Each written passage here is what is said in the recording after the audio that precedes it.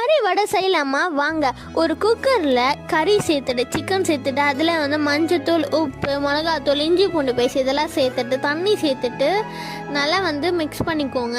வந்து இது நம்ம ஒரு 3 விசில் விட்டு நல்லா வந்து வேக வச்சு எடுத்துட்டோம். இப்போ பார்த்தீங்கன்னா ஒரு மிக்ஸி ஜாரில் வந்து கடலைப்பருப்பு, ஊற வச்ச கடலைப்பருப்பு சேர்த்துக்கோங்க. இப்போ அந்த சிக்கனையும் சேர்த்துட்டு உப்பும் சேர்த்துடுங்க. சிக்கன் ரொம்ப பெருசாக சேர்த்ததுனால நீங்கள் கொஞ்சம் குட்டி குட்டியாக சேர்த்து லைட்டாக தண்ணி தெளித்து அரைச்சிக்கோங்க.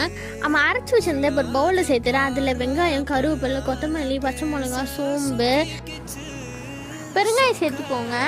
இப்போ வந்து நான் வந்து இன்னும் கொஞ்சம் காரத்துக்காக மிளகாத்தூள் சேர்த்துருக்கேன். நீங்கள் வேண்டானா இதை வந்து வேண்டாம், நீங்கள் போட வேண்டாம். இப்போ வந்து இதில் வந்து கடலைப்பருப்பு கொஞ்சம் ஊற வச்சுன்னா அரைக்கிறதுக்கு முன்னாடி எடுத்து வச்சுருந்தா அதையும் வந்து சேர்த்துக்கோங்க. இப்போ வந்து வடை நம்ம நார்மலான கடலைப்பருப்பு வடை அந்த மாதிரி தட்டி போடுவீங்கன்னா அந்த மாதிரி தட்டி போட்டுருங்க. 2 பக்கமும் கோல்டன் ப்ரௌன் அதுக்கப்புறமா எடுத்துருங்க. நம்ம கறி வடை ரெடி. தேங்க்யூ, நன்றி.